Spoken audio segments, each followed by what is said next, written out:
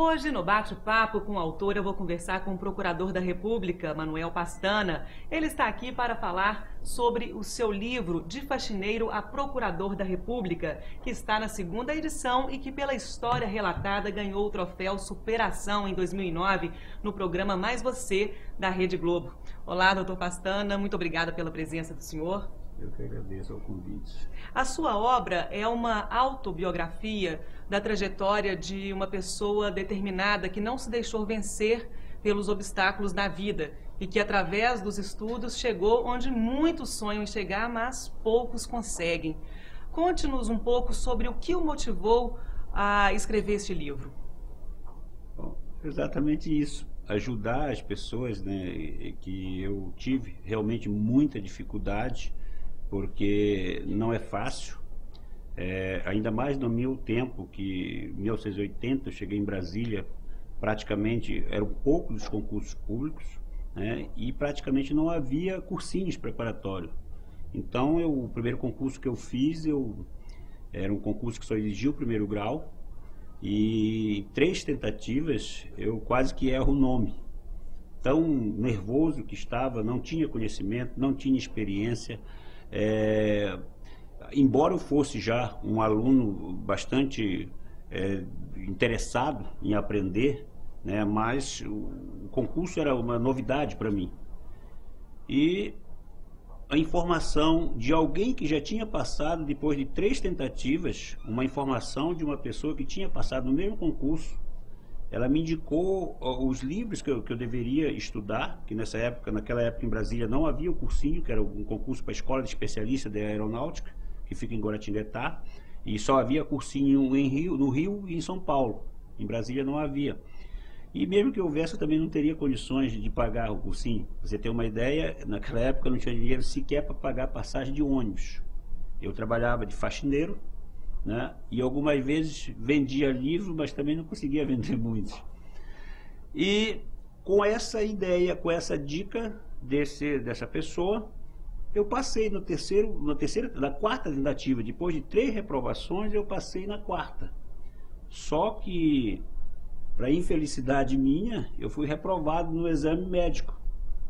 E eu não esperava por essa reprovação, porque eu era militar, eu era soldado, recruta, e quando estava todo feliz, depois de 3 tentativas frustradas, a aprovação na 4ª, parecia que eu tinha ganho na Mega Sena. Naquela época não havia Mega Sena, era a loteria, mas todo mundo me cumprimentava, ia com aquela felicidade toda, achando que finalmente iria ingressar na Escola de Especialista de Aeronáutica, era o meu sonho de criança.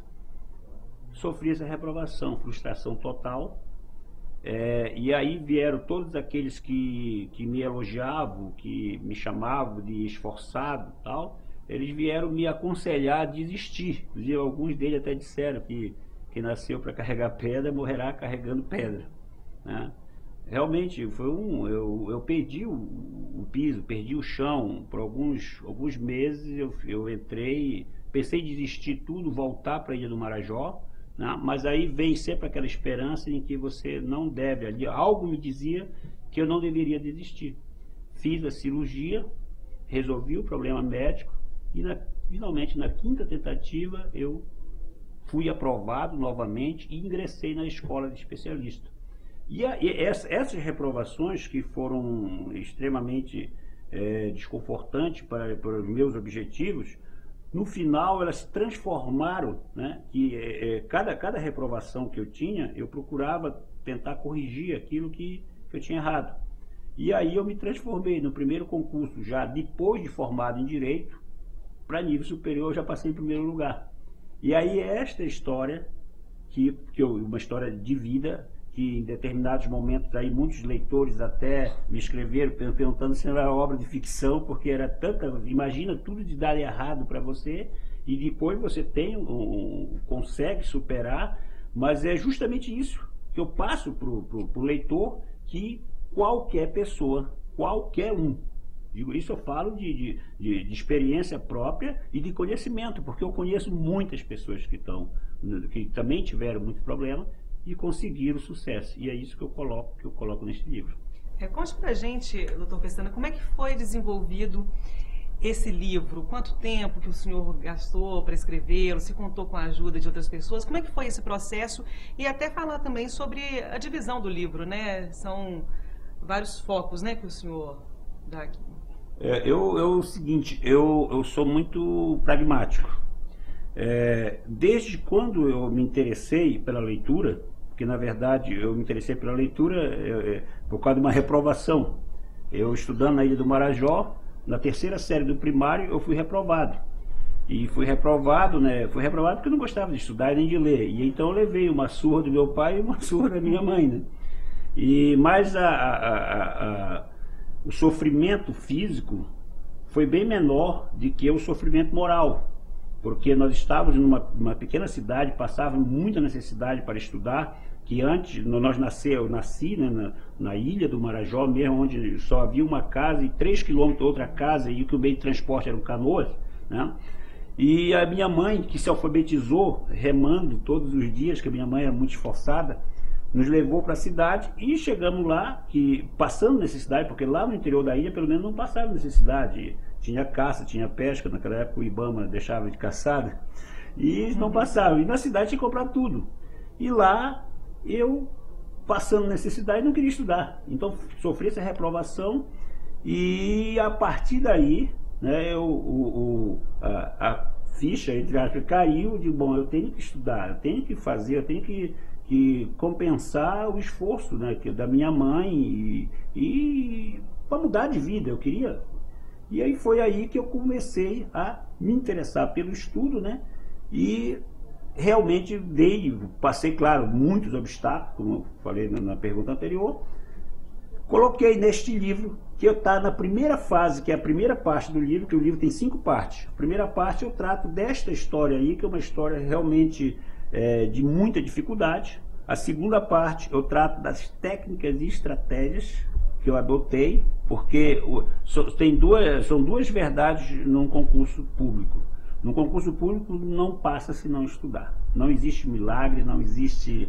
Ninguém vai passar no concurso. Se alguém disser para você que passou no concurso público sem estudar, ou ele está mentindo, ou fraudou. Infelizmente, eu digo, não tenho dados estatísticos seguros, mas infelizmente há fraude em concursos públicos. Agora eu digo, na minha época, inclusive quando comecei a estudar, já havia. Mas é igual, eu considero isso aí igual causa injustiça. Né? Tem muita gente que não procura o Poder Judiciário porque diz, não, os juízes são corrompidos, eles vão vender sentença, o outro lá porque tem dinheiro vai comprar e tal. Realmente isso acontece. Né? Eu sou do Ministério Público Federal, a gente sabe, mas são casos raros.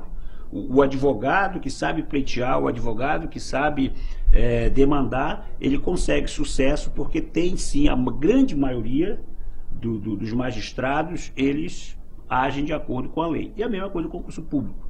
Eu vou dizer assim para você, assim, sem nenhuma referência técnica, apenas por experiência. Eu diria para você que uma média de 20% dos concursos públicos são fraudados. A venda de gabarito, a Polícia Federal, principalmente, tem um trabalho intenso nesse sentido, mas eu penso da seguinte forma, 80% não é. Então, você que se preparou consegue, estudando e com estratégia. Porque também eu tenho a minha estratégia de estudo, todos os colegas que eu vejo, eles têm a sua estratégia. É difícil, é muito difícil passar sem estratégia, né? E necessariamente tem que estudar. E essa está na segunda parte do livro. Terceira parte eu trato do meu trabalho no Ministério Público Federal, né? Na quarta parte também relacionados à atualidade e assuntos complexos, né, dos bastidores do poder, porque para mim todo livro tem que ter uma pitada de polêmica.